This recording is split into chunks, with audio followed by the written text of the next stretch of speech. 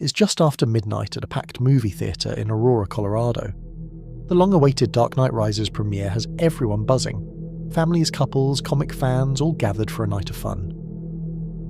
But in the front row sits a young man with dyed orange hair, silently watching the opening scenes.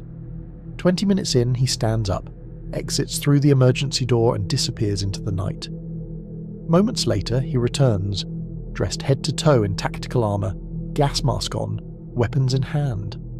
The first thing people see is a flash of smoke, then gunfire.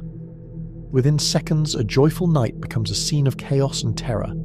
That man is James Holmes, and this is the story of how one brilliant, quiet boy from sunny San Diego became the face of one of the most haunting mass shootings in modern US history.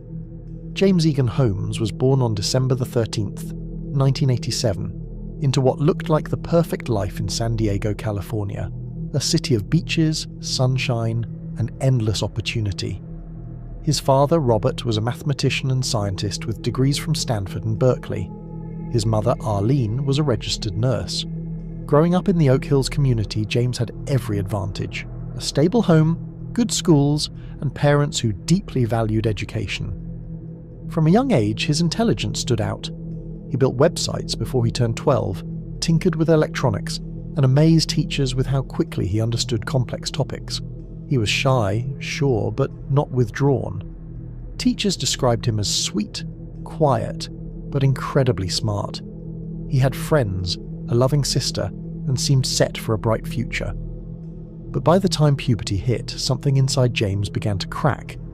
As a teenager, James began seeing things that weren't there, what he called nail ghosts, hammering in the walls.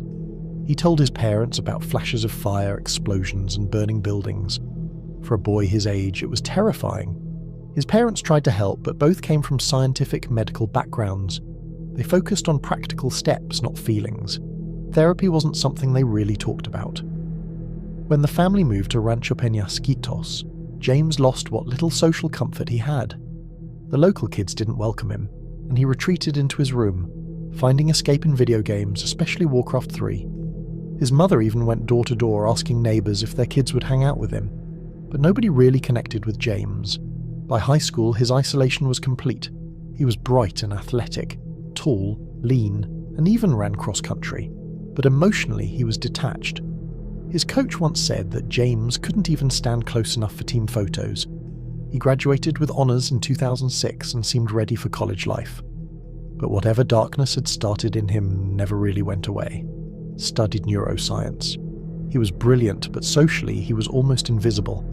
Co-workers from his summer job described him as staring at walls for minutes at a time. He wasn't cruel or rude, just completely withdrawn. Still, he managed to graduate in 2010 and went on to pursue a PhD in neuroscience at the University of Colorado in Aurora. There he rented a small one-bedroom apartment and tried to build a life again. He even signed up for dating sites, desperate for connection after years of isolation. To his surprise, in 2011 he met a girl from his biology class. She was intrigued by his intelligence and dry humour. They started dating, watching Saturday Night Live, going to Ethiopian restaurants, sharing Slurpees from the corner store. For a while, it almost looked normal. But his strange behaviour, flat jokes, awkward silence, made the relationship difficult. They broke up by early 2012. That breakup would become a major turning point. After the relationship ended, James sought help from the campus psychiatrist, Dr. Lynn Fenton. Over 3 months, he visited her 7 times. He told her about seeing shadows with guns whenever he closed his eyes. He spoke of violent imagery without any trace of emotion. He admitted to thinking about mass killings, even having vague plans to carry one out.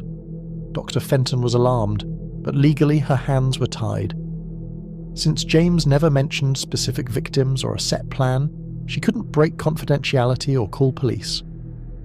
Behind the scenes, his grades were plummeting. The university was preparing to expel him, but he dropped out before they could act.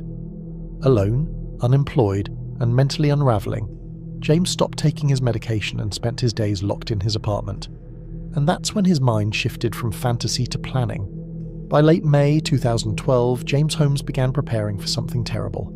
He bought 3 firearms, a Glock pistol, a Remington 870 shotgun, and a Smith & Wesson M and P15 assault rifle. Over the next few weeks, he ordered thousands of rounds of ammunition, body armor, gas canisters, and tear gas grenades. He kept a notebook, a disturbing manifesto, filled with writings about life, death, and his own madness. In it, he called himself a uniquely mad mind and wrote, "Life's fallback solution to all problems is death." He listed mental illnesses he believed he had: schizophrenia, dysphoric mania, anxiety, narcissism, psychosis. His thoughts swung between guilt, rage, and hopelessness. In July, he mailed the notebook to Dr. Fenton, his former psychiatrist, but it never reached her. It sat undelivered in the campus mailroom. If it had arrived in time, this story might have ended differently. On July 20th, 2012, James Holmes drove to the Century 16 movie theatre in Aurora for the midnight premiere of The Dark Knight Rises. He bought a ticket, sat in the front row, and watched the previews like everyone else. 20 minutes into the film, he slipped out the side exit and propped the door open with a table wedge. Outside, he changed into full tactical gear: gas mask, helmet, ballistic vest, and gloves. Then, with techno music blaring through his headphones, he returned through the exit and tossed a tear gas grenade into the theatre. Panic erupted. As the smoke filled the room, James opened fire, first with the shotgun, then with the assault rifle. 76 shots later, 12 people were dead and 70 others wounded. Outside, chaos consumed the parking lot. Police arrived within 90 seconds, and amidst the confusion, James quietly walked back to his car and surrendered. He told officers he'd booby-trapped his apartment with bombs and gasoline canisters, and he had. It took a robot team to disarm them. James Holmes was charged with 24 counts of first-degree murder, 140 counts of attempted murder, and one for illegal possession of explosives. His defense claimed insanity. Prosecutors argued sanity, pointing to his months of careful planning. During trial, his infamous notebook was presented as evidence. It showed that Holmes had considered other attack sites, an airport, a mall, before choosing a theatre. He wrote about fear turning to hatred and titled one page, "A Dark Knight Rises."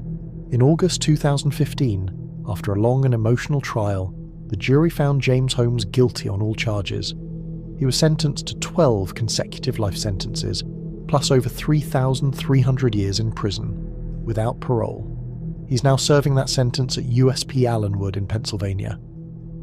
A memorial now stands in Aurora, honouring the 12 lives lost that night: Jonathan Blunk, Jesse Childress, Jessica Garvey, John Larimer, Veronica Sullivan, Alexander Boyk, Gordon Cowden, Matthew McQuinn, Michaela Medic, Alex Sullivan, Alex Tevez, and Rebecca Wingo.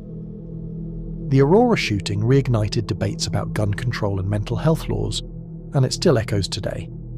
This case is one of the hardest to sit through, not just for the loss of life, but because it shows the cracks in the system.